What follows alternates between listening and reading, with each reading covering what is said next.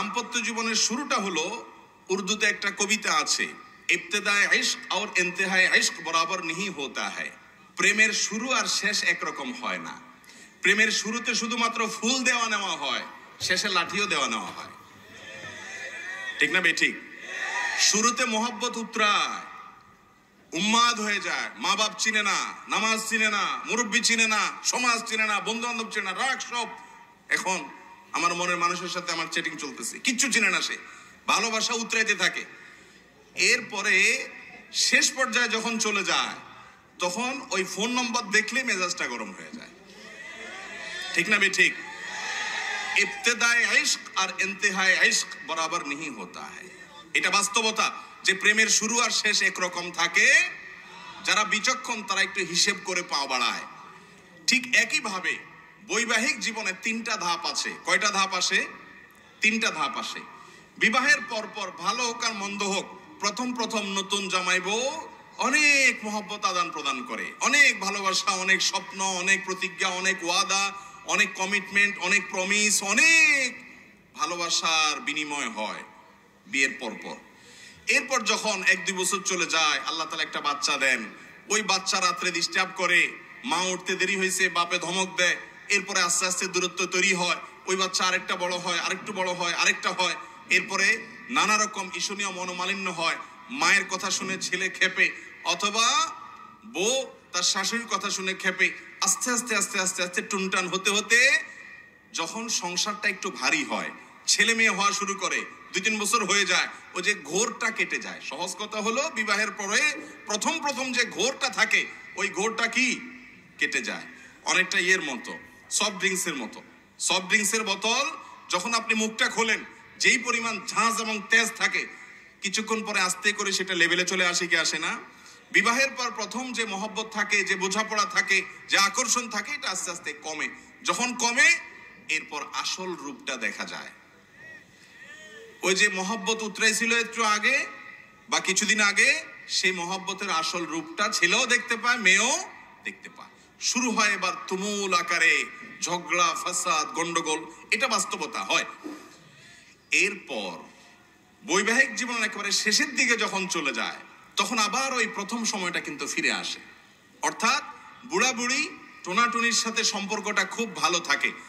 আপনি আমাদের এই সমাজে জোয়ান জামাই বউ যেরকম মারামারি লেগে থাকে, গন্ডগোল লেগে থাকে, মুরব্বী চাচাদেরকে বুড়া বুড়ি এরকম গন্ডগোল লাগালাগি করে এবং চুলাচুলি করে, এরকম খুব বেশি দেখেন? একেবারেই নাই। ওই মাঝামাঝি পর্যায়ে যা হয় না হয়, শেষের দিকে আবার মহব্বত অনেক হয়। নদীর এপারে কিছুটা শান্ত, ওই পারে কিছুটা শান্ত, মাঝখানে উত্তাল তরঙ্গ। ওই তরঙ্গ দেখে অনেকে ভুল করে এবং তরি ডুবিয়ে দেয়, আর ওই কুল পর্যন্ত যেতে পারে না। আর যে বিচক্ষণ, সে জানে যে এরকম চড়াই উতরাই হবে দাম্পত্য জীবনে, বোঝাপড়ার গরমিল হবে, গন্ডগোল ফাসাদ হবে, এগুলোর সব ওভারকাম করতে হবে। একটা সময় আমার শান্তি আসবে। বিশেষ করে মা বোনদের একটা সমস্যা হলো যে পরের ঘর করতে গিয়ে নানা রকম ঝামেলা তৈরি হয়। তখন তারা কি করে, না এসব আর করবো না, আমি চলে যাই। এভাবে যে বেশিরভাগ মেয়ে পরবর্তীতে আফসোস করতে হয়। আর এই কারণে দাম্পত্য জীবনের সুখের দ্বিতীয় মন্ত্র হলো সবর এবং শুকর। এই দুইটা অভ্যাসকে নিজের জীবনে আনতে হবে। যাদের মধ্যে সবর নাই, যাদের মধ্যে কৃতজ্ঞতা নাই, এরা কখনো দাম্পত্য জীবনে সুখী হতে পারে? দাম্পত্য জীবনের সুখের অন্যতম মূল মন্ত্র হলো সবর করা। কারণ দুই ফ্যামিলির দুইজন মানুষ একত্রে সংসার করবে, এক ছাদের নিচে থাকবে, জীবন কাটাবে, সব কিছু ব্যাটে বলে কিয়ামত পর্যন্ত কোনোদিনই হবে। আপনি আমি কে? নবী করিম সাল্লাল্লাহু আলাইহি সাল্লামের সাথে, তার স্ত্রীদের সাথে, উম্মুল মুমিনিনদের সাথে ছোটখাটো বিষয় নিয়ে মান অভিমান হয়েছে না হয় নাই? বহুত হয়েছে। এবং সে মান অভিমানটা আমাদের মতো না, তাদের মতো করে হয়েছে। কারণ স্বামী স্ত্রী একসাথে দাম্পত্য জীবনে যখন সময় কাটাবে, তাদের মধ্যে বোঝাপড়ার গরমিল হবে। এই সময়টাতে দরকার হয় সবর করা। মনে রাখবেন, ইবাদতের অনেক বড় একটা পার্ট হলো সবর এবং ধৈর্য। আল্লাহ কোরআনে বলেছেন, ইন্নামা ইউওয়াফাস সাবিরুন আজরাহুম বিগাইরি হিসাব। যাদের পুরস্কার আল্লাহ তাআলা কোনো হিসাব করে দিবেন না, তারা হলো যারা সবরকারী, ধৈর্যকারী তারা। অতএব দাম্পত্য জীবনে ধৈর্য থাকতে হবে। স্বামী অনেক উল্টাপাল্টা করবে, সবর করতে হবে। মনে করতে হবে এর চাইতে অমানুষও পৃথিবীতে আছে। আবার স্ত্রী অনেক উল্টাপাল্টা করবে, সেক্ষেত্রেও সবর করতে হবে। মনে করতে হবে যে এর চাইতে অমানুষ অনেক আছে এবং নিজেকে সান্ত্বনা দিতে হবে। অনেক ক্ষেত্রে কৌশলী হইতে হবে, বিশেষ করে দাম্পত্য জীবনে কৌশল ছাড়া আপনি সুখী হতে পারবেন না। আশরাফ আলী থানভী রহমতুল্লাহ আলাইহি একটা ঘটনা বলেছেন সম্ভবত একবার, যে ওনার কাছে এক ব্যক্তি এসে বলল, হুজুর আমার বাসায় যে মহিলা আছে আমার স্ত্রী, এই ভদ্র মহিলা আমি বাহির থেকে গেলেই কোনো কারণ ছাড়া অযথাই আমার উপরে সে চড়াও হয় এবং খুব বাজে ব্যবহার করতে থাকে। আমি আপনার ওয়াজটা শুনে একটু সবর করার চেষ্টা করি, কিন্তু কত পারা যায়, পারি না। আপনি একটু আমাকে বুঝায় বলেন তো আমি কি করতে পারি। তখন উনি বললেন যে আপনাকে একটা বুদ্ধি শিখাই। বাসায় ঢোকার আগে দরজার সামনে গিয়ে কয়েক সেকেন্ডের জন্য আপনি একটু মাথাটা নত করবেন, করে কল্পনার জগতে ডুব দিবেন। ডুব দিয়ে নিজেকে নিজে বলবেন যে আমি এখন দরজা খোলার সাথে সাথে কথার কথা একটা কুকুর আমার বাসায় আছে, কুকুরটা আসবে, তো কুকুর মানুষ দেখলে ঘেউ ঘেউ করে, এটা করবে। এটা আপনি শুধু মাথায় মনে মনে চিন্তা করবেন। এরপরে খোলার পর মানুষকে কুকুর মনে করে ছোট করা না, মানে এটা জাস্ট একটা ট্রিটমেন্ট, যে আমি মানুষ না, মনে করলাম যে একটা মানুষের বাসায় একটা কুকুর আছে, তো কুকুরটা আমাকে ঘেউ ঘেউ করবে, এটা তোমার মনে করবা। মনে করার পর এরপরে দরজা নক করবা। বউ খোলার পর যদি তোমার সাথে ঘেউ ঘেউ করে, তুমি সাথে সাথে ওই যে তোমার ধ্যান কল্পনার জগতে ডুব দিবা। ডুব দিয়া তোমার স্মৃতিতে আনবা যে একটা কুকুর, আমি রাস্তা দিয়ে যাচ্ছি বা কোথাও গেছে, এখন ঘেউ ঘেউ করতেছে, তো কুকুর ঘেউ ঘেউ করলে আমার সমস্যাটা কি, এটা তুমি মনে করবা। তো স্বামী বাসায় গেছে, যা দরজা খুলছে, দরজা নক করার আগে ওইরকম কল্পনা করছে, স্ত্রী দরজা খুলছে, যথারীতি জামা কাপড় খোলার পর শুরু হয়ে গেছে বিশ্বযুদ্ধ, ঠুস ঠুস শুরু হয়ে গেছে। যখন এগুলো শুরু হয়ে গেছে, ভদ্রলোক সাথে সাথে চোখ বন্ধ করে ওই ধ্যান করা শুরু করে দিছে, যে হুজুর বলে দিছে যে আমার তো এরকম একটা পরিস্থিতি আমি কল্পনা করতে হবে। করলো, তো করার পরে লোকটা হেসে দিছে। বউ চিন্তা করলো ব্যাপার কি, প্রতিদিন হামলা পাল্টা হামলা হয়, গোলা বারুদ এখান থেকে গেলে ওখান থেকেও কিছু আসে, আজকে দেখি এটা মিটমিট করে হাসে, কাহিনী কি? স্ত্রীর তো মেজাজ আরো গরম হয়ে গেছে, সে যত গরম হয় এ দেখে আরো বেশি হাসে। তখন বলল, ধরছে একটু ঠান্ডা হয়ে, স্ত্রী দেখছে না রাগারাগি করতে হচ্ছে না, বলো কাহিনী কি বলো। স্বামী তো বলে না, একটা পর্যায়ে বলে দিছে যে আসলে হুজুর আমাকে এটা শিখাই দিছে, এরপর থেকে আমার কাছে তোমার এসব রাগ ঝাক বকা ঝকা এগুলো সব আমার কাছে একেবারে পান্তাবাদের পানি মনে হয়, আমার বরং আরো হাসি আসে।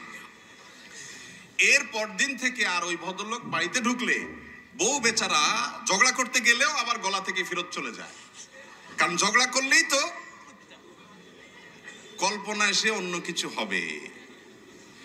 এই কথা শুধু মহিলাদের জন্য বলছি, মা বোনদের রাগ করার কোনো কারণ নাই। একই কথা পুরুষদের বেলায়ও হতে পারে। অনেক পুরুষ আছে এরকম ছেঁচড়ার মতো গেউ গেউ করে কি করে না, তো তাদের বেলায় যদি মহিলারা এই একই পদ্ধতি অ্যাপ্লাই করেন, ইনশাআল্লাহ অন্তত ওই গেউ গেউটা থামানোর জন্য ওষুধের কাজ দিবে। অন্তত ওই গেউ গেউটা থামানোর জন্য ওষুধের কাজ দিবে। তো খোলাসা কথা হলো, সবর থাকতে হবে। রাগ হলে পাল্টা রাগ দাম্পত্য জীবনে কখনো সুখ আসার কারণ হয় না। দাম্পত্য জীবনে স্বামী হোক আর স্ত্রী হোক, ধৈর্য ধারণ করতে না পারলে কখনো শান্তি পাওয়া যায়, ধৈর্য ধারণ করতে হয়। নবী করিম সাল্লাল্লাহু আলাইহি ওয়াসাল্লাম জীবনে অনেক ঘটনা ঘটেছে, এর আগে আমি একাধিকবার বিভিন্ন জায়গায় বলেছি। আয়েশা রাদিয়াল্লাহু তাআলা আনহা ঘরে ছিলেন, তিনি, তার নিয়ম ছিল যে স্ত্রী ঘরে থাকতেন, রান্না বাড়া তিনি করতেন। অন্য স্ত্রী এক বাটি খাবার দিয়ে একটা কাজের মেয়েকে পাঠাইছেন, খাদ্দামাকে কৃতদাসীকে পাঠিয়েছেন এক বাটি খাবার দিয়ে, তরকারি দিয়ে ধরেন। তো ভালো বুড়া রান্না করেছেন, রাসূলের জন্য পাঠাইছেন। আয়েশা রাদিয়াল্লাহু তাআলা আনহা দরজা খুলে দেখলেন যে কাজের মেয়ে তরকারি নিয়ে আসছে আরেক স্ত্রীর ঘর থেকে। তো এই টাইমে যে কোনো মানুষই, যে কোনো মহিলারই মাথা গরম হওয়ার কথা, আমার বাসায় আজকে উনি থাকবে, আমি যা খাওয়াবো, তুমি আবার ওখান থেকে এক বাটি দিয়ে ভালো হওয়ার চেষ্টা করতেছ। উনি বাটিটা ধরে ছুঁড়ে ফেলে দিলেন, বাটির সব তরকারি তো গেছে, বাটিও দুই টুকরো হয়ে গেছে। এই দৃশ্য নবী করিম সাল্লাল্লাহু আলাইহি ওয়াসাল্লাম দেখার পর উনি বাইরে হয়ে আসলেন, যা উঠান থেকে নিজের হাতে সে ভাঙা বাটিটা নিয়ে আসলেন। আনার পর একই শেপের একই ধরনের আরেকটা বাটি এই ঘরেও ছিল, আসলে তার ঘরে, ওই খালি বাটিটা নিয়ে কাজের মেয়ের হাতে দিয়ে বললেন, এটা নিয়ে ওই বাসায় চলে যাও এবং খবরদার মুখে তালা, এখানে কি ঘটেছে এর কোনো কথা বলা যাবে না, শুধু বাটিটা সেখানে ফেরত দিবা। ওখানে বাটিটা ফেরত দিছি। যিনি পাঠিয়েছেন তিনি মনে করেছেন যে কি, যে তরকারি রেখে কত সুন্দর করে ধুয়ে সাফ করে আবার বাটিটি দিয়েছে, তিনি অনেক খুশি। এই হাদিস বর্ণনা করার পর কোন মুহাদ্দিস, কোন হাদিস বিশারদ, কোন হাদিসের শেষে এটুকু অতিরিক্ত বর্ণনা করতে পারেন নাই যে নবী করিম সাল্লাল্লাহু আলাইহি ওয়াসাল্লাম আয়েশা তাআলাকে ডেকে দুই চারটা ধমক দিয়েছেন। আপনি আমি যদি হইতাম এই জায়গায়, আর কিছু না হোক বোর্ড দিকে তাকায়া অন্তত বিরক্তির সুরে এটুকু তো বলতাম যে এটা কাজ করলা, তুমি বাটিটা ভেঙে ফেললা, তুমি তরকারি না নিতে বাটিটা ভেঙে ফেললা। নবী করিম সাল্লাল্লাহু আলাইহি ওয়াসাল্লাম একটি কথাও বলেছেন বলে কোনো বর্ণনায় পাওয়া যায় না। দাম্পত্য জীবনে শান্তি আসার জন্য স্ত্রীর অনেক কিছুকে হজম করা শিখতে হয় স্বামীর, আবার একইভাবে স্বামীর অনেক কিছুকে হজম করা শিখতে হয় কার?